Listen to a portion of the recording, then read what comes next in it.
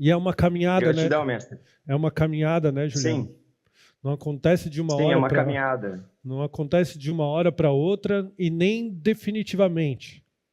A gente, sempre que nós vamos encontrando pessoas e situações diferentes na nossa vida, isso vai acionando dentro de nós a necessidade de aprofundar novas camadas de cura, novas camadas de amor, digamos assim, porque é o mesmo amor que faz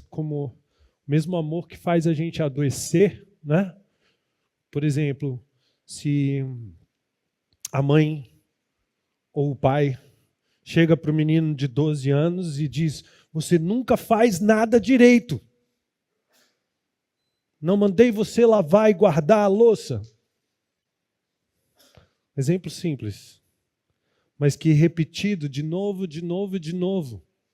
Olha isso aqui, mandei você lavar o carro, por que o pneu está desse jeito? Então, de alguma forma, os nossos pais aprenderam que a melhor forma de educar seria apontar os nossos erros. Alguém passou por isso? Sim? Apontar para os nossos erros o tempo inteiro. E aonde a gente aprendeu a focar, então? Naquilo que a gente falha, né? Naquilo que a gente não faz direito. E isso, repetido de novo, de novo, de novo na nossa vida, se torna uma mensagem de identidade. Não é algo que eu fiz ou deixei de fazer, se torna algo que eu sou. Eu sou, então, a pessoa que não faz as coisas direito. Eu sou a pessoa que não é suficiente, que não dá conta, que não termina as coisas, que não olha direito, que não faz direito. E isso vai comandando o meu senso de identidade, se tornando aquilo que, quando, entre aspas, eu coloco a cabeça no travesseiro, eu realmente acredito que eu sou.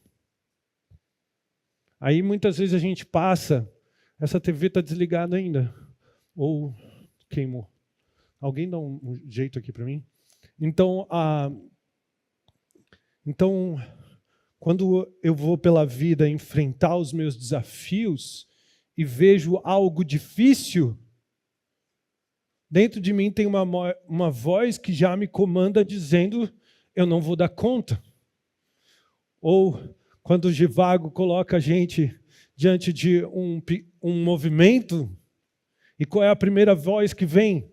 Algo novo diante de nós, qual é a primeira voz que chega? Eu não consigo, eu não vou dar conta. Por trás dessa frase tem uma mensagem de identidade. Quem eu sou, no final das contas. Que foi construído ao longo de toda uma criação focada em apontar os erros e as falhas. Nossos pais estavam errados? No final das contas, eles fizeram o que eles acreditavam ser o melhor. Né? E muitas vezes a gente continua replicando isso com os nossos filhos também. Então, se a gente tem que tomar muito cuidado pela forma que a gente julga os nossos pais, porque a gente vai se ver fazendo a mesma coisa. Né? Lembre-se, sempre que você tem um dedo apontado para alguém, você tem pelo menos 3 apontados para você. Né? Então, quando eu começo a me colocar diante de atividades com essa consciência, isso que é o autoconhecimento, qual é a voz que está me comandando as minhas atitudes?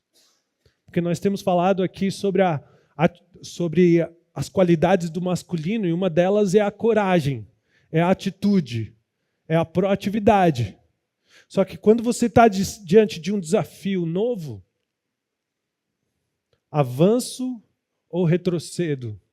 Avanço ou retrocedo não é uma simples... Vocês precisam... Coloca isso na sua cabeça definitivamente, não é uma simples escolha racional. Não é. Quando você está diante de um desafio novo, você tem várias camadas te influenciando a tomar essas decisões. E a mais profunda delas é quem eu acredito que eu sou.